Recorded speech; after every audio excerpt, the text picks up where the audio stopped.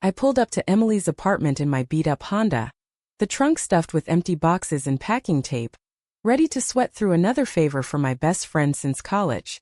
But as I lugged the first load up the stairs, the door swung open, and there she was, Emily's sister Brielle, back from whatever mysterious life she'd been living in Seattle, her eyes locking onto mine with an intensity that made my stomach drop.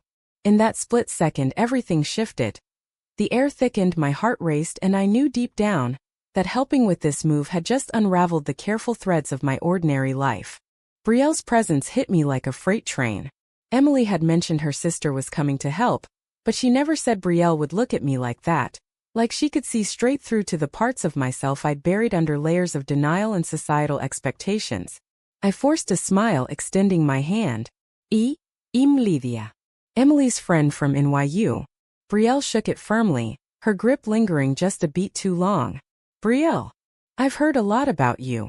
Her voice was smooth, confident, with a hint of amusement that made me wonder what exactly Emily had shared. As we started packing, the tension simmered beneath the surface. Emily chattered away about her new job in Chicago, oblivious to the way Brielle and I kept stealing glances. I told myself it was nothing, just the stress of the day, but inside my mind raced. Why does she make me feel this way? I've dated guys, had relationships that fizzled out because something was always missing. But this pull toward another woman, terrified me. My family back in Boston would never understand. Mom with her church groups, Dad with his rigid views on what a proper life looks like. They'd disown me if they knew the thoughts swirling in my head right now. We worked through the afternoon, boxing up books and kitchenware. Brielle moved with effortless grace, her laughter echoing when Emily cracked jokes about their childhood. But every time our paths crossed, handing over a roll of tape, brushing arms while reaching for the same item, sparks flew. You okay? Brielle asked at one point, catching me staring at a photo of her and Emily from high school. I nodded quickly, heat rising to my cheeks. Yeah, just nostalgic. Lie. It was her smile in that picture, so free and unapologetic, that stirred something forbidden in me. By evening, Emily suggested we order pizza and take a break. As we sat on the floor amid the chaos, Brielle opened up a bit. Seattle was a fresh start for me, she said, picking at a slice. Needed to get away from the family drama. Emily rolled her eyes. You mean running from Mom's constant nagging about settling down? Brielle shot her a look. Something like that. I stayed quiet, but my thoughts screamed. What kind of drama? Was it the same kind brewing in my chest? The conversation turned light, but underneath I wrestled with guilt. This is Emily's sister. My best friend's sibling. Crossing that line would be betrayal, wouldn't it? Yet, as the night wore on, I found myself drawn to Brielle's stories, her passion for graphic design, the way she challenged norms without apology. When Emily stepped out to grab more boxes from her car, Brielle turned to me. You seem different from what Emily described. More introspective. Her words hung in the air, probing. I swallowed hard. Life's complicated, I replied vaguely. But inside complicated? Try impossible. I'm 28, stuck in a dead-end marketing job, pretending to be straight because it's easier. Because admitting otherwise means facing rejection from everyone I love. Brielle nodded, as if she understood. Tell me about it. I've lost friends, fought with family over who I am. Her eyes held mine, and in that moment I felt seen, truly seen for the first time. The rest of the evening blurred. We finished packing the living room, but my mind was elsewhere, replaying every interaction. As I drove home later, doubt crept in. What am I doing? This could ruin everything. Emily trusts me. My parents expect me to marry some nice guy, have kids, live the American dream. But that dream feels like a cage. Brielle's arrival cracked it open, and now I can't ignore the light seeping through. Sleep evaded me that night, thoughts tumbling. Is this real? Or just a fleeting crush? And if it's real, what price will I pay to pursue it? The next day, I returned to help load the truck. Brielle was already there, wearing a tank top that showed off her toned arms from years of rock climbing. Emily hugged me hello, but my eyes drifted to Brielle. Ready for round two? She asked with a wink. I laughed it off, but inside turmoil raged. We worked in sync, our conversations deepening. She told me about coming out in college, the backlash from conservative relatives. It hurt, but living a lie hurts more, she said. Her words pierced me. I've been lying to myself for years, dating men who never ignited that spark. Why? Fear. Pure, paralyzing fear of judgment. As we carried furniture down the stairs, Emily's phone rang. Her mom checking in. Yes, Brielle's here, Emily said, putting it on speaker. Their mother's voice boomed. Good. Maybe she can convince you to find a nice man in Chicago. Emily chuckled, but Brielle's face tightened. After the call, she muttered. Same old story. I wanted to comfort her, but what could I say? I'm still in the closet, too scared to step out. The day ended with the truck packed. Emily exhausted but excited. Thanks, Lydia. Couldn't have done it without you. As she hugged me goodbye, guilt twisted my gut. If she knew the thoughts I harbored about her sister. Brielle walked me to my car. Hey, want to grab coffee sometime? Just us. Her question hung heavy. My heart screamed yes, but my mind flashed warnings, betrayal. Skandal. Loss. Sure. I heard myself say, sealing my fate. As I drove away, regret and excitement warred within me. This choice, innocent as it seemed, would demand a heavy toll. The coffee date came sooner than I expected. 2 days after Emily left for Chicago, Brielle texted me. Free tomorrow? That new cafe on Elm Street. I stared at my phone, fingers hovering. Saying no would be safe, preserving the status quo. But curiosity and something deeper won out. Sounds good, I replied, ignoring the voice in my head screaming about consequences. We met at noon, the cafe buzzing with lunchtime crowds. Brielle arrived first, waving from a corner table, her short hair tousled, looking effortlessly chic in a denim jacket. As I sat, she pushed a latte toward me. Figured you for a caramel girl. I laughed, surprised. Emily must have told you. She shook her head. Intuition. The word lingered, charged. We talked easily at first, work, hobbies, the absurdity of city traffic. But soon the conversation turned personal. So what's your story, Lydia? Emily says you're single. Any reason? I hesitated, stirring my drink. Inside. How do I explain the string of failed relationships, the emptiness that followed each one? Just haven't found the right person, I said vaguely. Brielle leaned in, her gaze intense. Or maybe the right gender? My breath caught. How did she know? Panic surged. What do you mean? She smiled softly. I've been there. The confusion, the denial.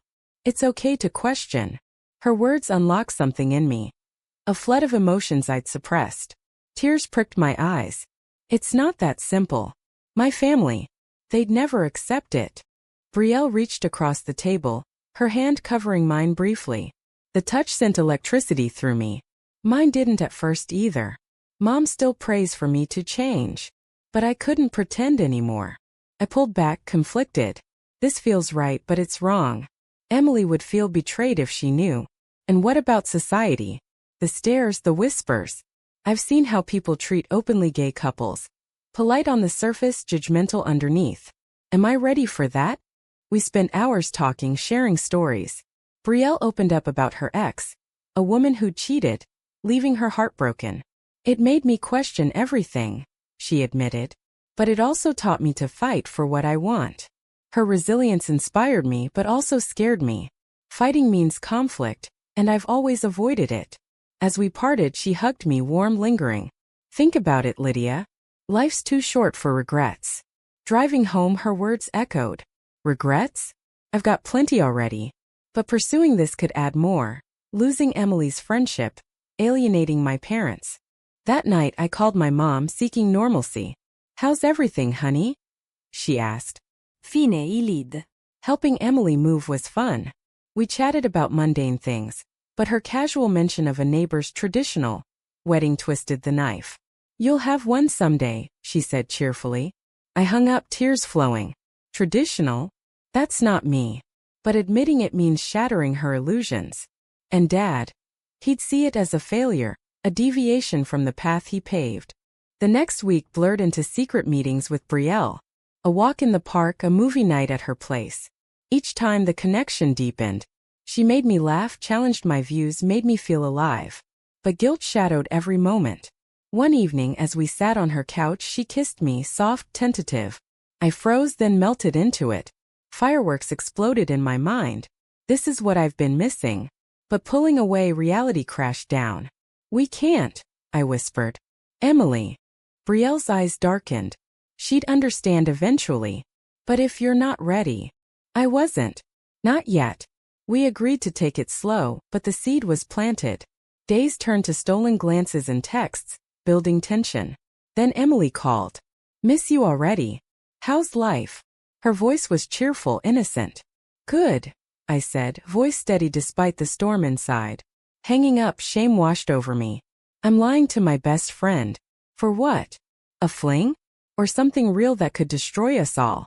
The conflict escalated when Brielle invited me to a pride event. It'll be fun, she said. A chance to explore. I went heart-pounding.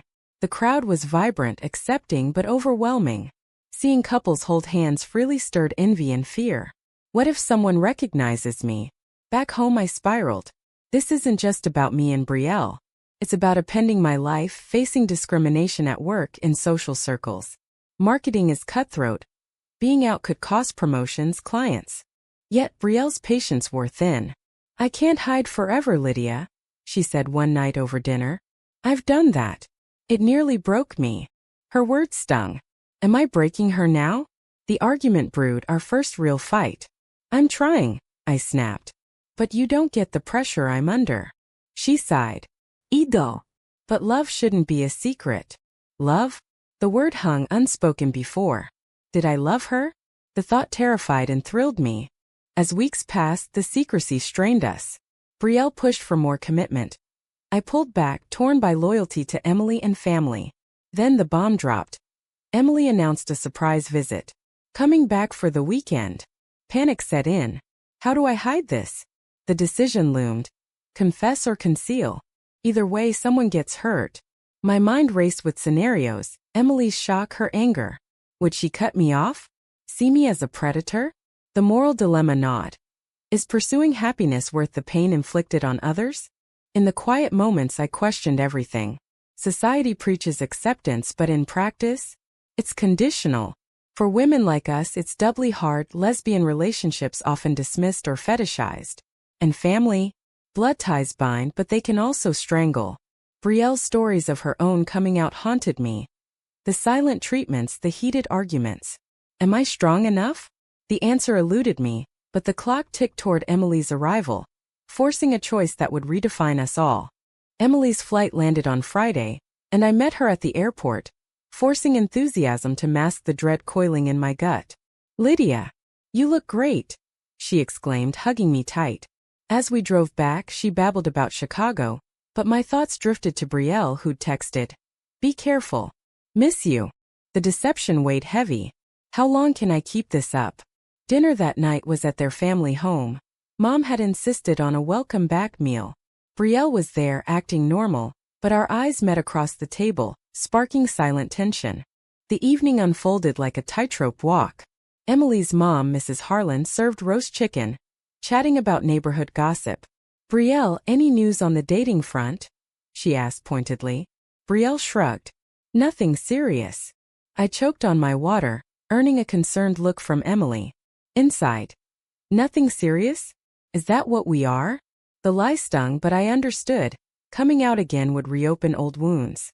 Mrs. Harlan had barely accepted Brielle's orientation years ago, after tears and therapy. "As long as you're happy," she'd said then, but the undertone was clear. Happy but not too visible. Post-dinner, Emily suggested we three hang out. Like old times. Old times? Before Brielle turned my world upside down. We ended up at a bar, drinks flowing. Emily dominated the conversation, reminiscing about college pranks. Brielle and I sat on opposite sides, careful not to touch. But under the table, her foot brushed mine. Accidental? Intentional? Heat flushed through me. This is torture. Loving in shadows, fearing exposure. Emily noticed my distraction. Earth to Lydia. "What's up with you?" "Nothing," I lied, smiling weakly. But inside the dam cracked. How can I betray her like this? She's been my rock through breakups, job losses. Dating her sister feels like stealing something sacred. As the night wore on, alcohol loosened tongues. Brielle excused herself to the bathroom. I followed moments later. In the hallway, she pulled me into a stall, kissing me fiercely. I can't do this anymore, she whispered. Tell her or end it. Her ultimatum hit hard. End it? The thought gutted me. But telling Emily? It could shatter our friendship forever. Back at the table, Emily eyed us suspiciously. You two okay? We nodded in unison too quickly. Paranoia set in. Does she suspect? The drive home was silent, tension thick. Dropping Emily off, she hugged me. Thanks for being here. Guilt surged. I'm not here, not fully. That night, alone, I paced my apartment. The moral quandary consumed me. Is love worth the betrayal? Philosophers debate self-interest versus duty. But this was real flesh and blood. Hurting Emily to be with Brielle felt selfish. Yet denying my feelings felt like self-betrayal. The weekend intensified. Saturday we shopped downtown. Brielle accidentally joined us, claiming errands. Emily seemed pleased, but I saw the cracks, her glances when Brielle and I laughed at the same joke. Inside. She's piecing it together. Panic built. That afternoon, while Emily napped, Brielle cornered me in the kitchen. We need to talk. Her voice was urgent. I love you, Lydia. But this secrecy is killing me. Love. There it was out loud. My heart soared, then plummeted. I love you too, I admitted, voice breaking. But Emily. We'll tell her together, Brielle insisted. The plan formed, fraught with risk. What if she reacts badly? Calls us disgusting? The societal backdrop loomed. America's progress on LGBT rights uneven. Pockets of hate persisting.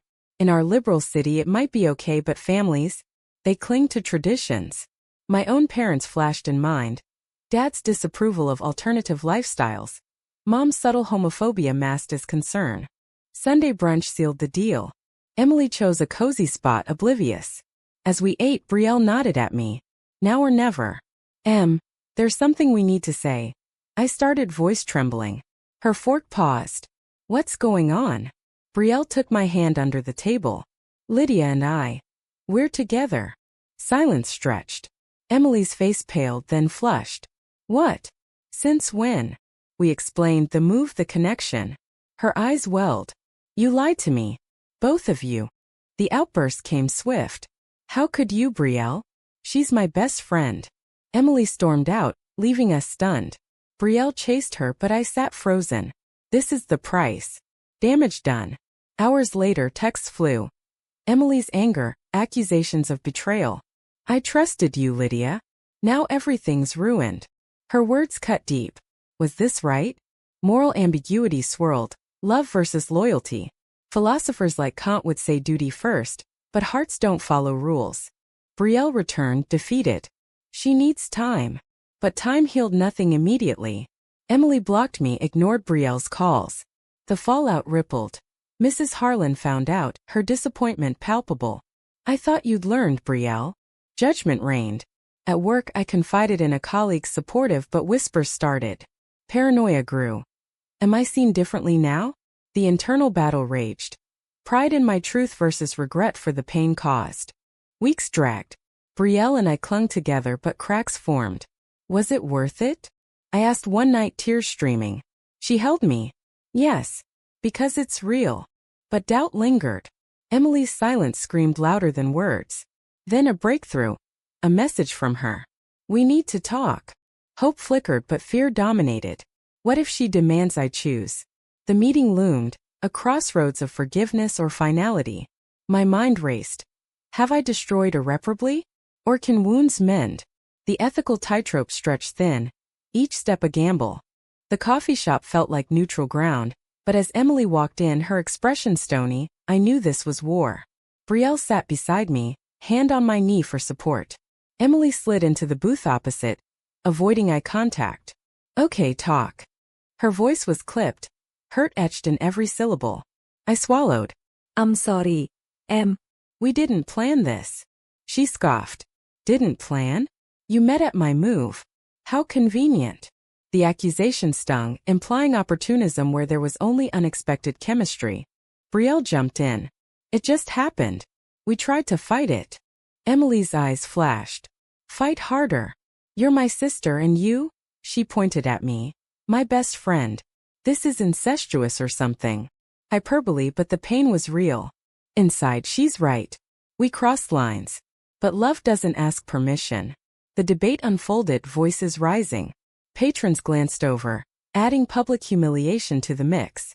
How do you think I feel? Emily demanded. Betrayed. Like you two plotted behind my back. We apologized profusely, explaining the internal struggles, the fear, the denial. I've been hiding who I am for years, I confessed. Meeting Brielle changed that. Emily softened slightly, but resentment lingered. And what about me? I'm caught in the middle. Mom's already freaking out. The family angle hit hard. Mrs. Harlan had called Brielle, lecturing about disrupting the family dynamic. Societal pressures amplified. In America, where same-sex marriage is legal, but acceptance varies by circle. Our progressive friends might cheer, but conservative kin? They mourn the loss of normalcy. The conversation turned raw. Emily admitted jealousy, not of the relationship, but of being excluded. You two found something real, and I feel left out. Vulnerability peeked through her anger. Brielle reached for her hand. You're not. We want you in our lives. Tears flowed then, a cathartic release. But forgiveness wasn't instant. I need space, Emily said, standing. Don't contact me. She left, leaving us deflated. Was this the end? My mind whirled. The cost of authenticity, lost friendships, fractured families. Is it selfish to prioritize personal happiness? Post-meeting, Brielle and I argued. We should have waited, I said. She shook her head. Waiting is hiding. I've done enough of that. Her past resurfaced. Coming out at 20, losing aunts and uncles who deemed it unnatural. It toughened me, she said. But you? You're new to this. True. My awakening felt fragile, tested by every setback. Calling my parents loomed next. A volcano waiting to erupt. Mom, Dad, I'm gay. And dating a woman. The imagined recoil haunted me. Dad's silence, Mom's tears. They'd blame society, therapy, anything but acceptance. Days blurred into isolation. Work suffered. Concentration fled amid the emotional wreckage. A colleague noticed. Everything okay? I confided, partially, earning sympathy. But internally, this is the price of visibility. Subtle biases emerged. Missed invites to happy hours, perhaps coincidence, perhaps not. Society's underbelly exposed. Tolerance on paper, discrimination in practice. Brielle faced similar at her job. A client pulling out after seeing her pride pin. Screw them, she said defiantly. Her strength inspired, but I wavered. Am I cut out for this fight? Then a turning point. Emily texted. Meet me alone. No brille. I agreed, nervous. At the park, she waited on a bench. I've thought about it, she started. It hurts, but I get it. Love sucks sometimes. Relief washed over me. We talked for hours, rebuilding bridges. Just promise no more secrets. I nodded, hugging her tight. But mending with Emily highlighted the broader battles. Coming out to my family couldn't wait. That night I called home. There's something important, I said. Mom sensed the gravity. What's wrong? Deep breath. I'm in love. With a woman. Silence. Then Dad. What? Explanations followed, tears, questions, denials. This isn't you, Mom cried. You've dated men. I pushed back. It was pretend. This is real. The call ended strained with promises to talk more. Hurt but honest. The weight lifted slightly, replaced by resolve. Authenticity demands sacrifice. Brielle and I grew closer amid the chaos. We're in this together, she said. But external pressures mounted. A family gathering loomed, Thanksgiving. Mrs. Harlan invited me, awkwardly. As Brielle's friend. The label chafed. Attending meant facing judgment head-on. Emily encouraged. Show them it's normal. Normal? In a world where LGBT youth face higher suicide rates, normal feels aspirational. Moral debates swirled. Do we owe society conformity? Or does society owe us equality? The holiday arrived tense. At the table, whispers abounded. An uncle joked crudely about those people. Brielle snapped back, defending us. Conflict erupted. Arguments over politics, religion. Emily mediated, but damage done. Driving home, exhaustion hit. Was it worth it? Brielle asked softly. I squeezed her hand. Yes. But doubts persisted. The awakenings came slow. Realizing strength and vulnerability, the power of chosen family over blood. Months passed, scars healing. Emily became our ally, advocating to Mom. My parents thawed gradually, awkward calls turning to tentative acceptance. We love you, Mom said finally. Victory hard won. But society? Progress incremental. A coworker outed me accidentally, leading to HR talks on inclusivity. Wins amid losses. Through it all, Brielle and I navigated the storms, our bond forged in fire. Yet, questions lingered. At what point does personal truth justify collateral pain? The journey taught harsh lessons in empathy, resilience, and the cost of living openly. As winter melted into spring, our lives stabilized, but echoes of the drama lingered like shadows. Brielle and I moved in together. A small apartment in Brooklyn, symbolizing commitment amid the wreckage we'd caused. Emily visited often, our trio reforming with newfound honesty. I'm glad you two found each other, she admitted one evening over wine. But her eyes held residual hurt, a reminder that wounds don't vanish overnight. Inside. We've paid dearly, but is the ledger balanced? Work challenges persisted. My boss, sensing distraction, pulled me aside. Everything okay at home?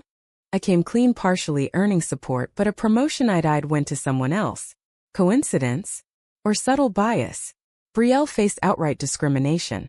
A freelance gig canceled after the client discovered her orientation via social media. Their loss, she said, but the sting showed. Society's facade cracked open. America's land of the free, riddled with caveats for those like us. Moral quandaries arose.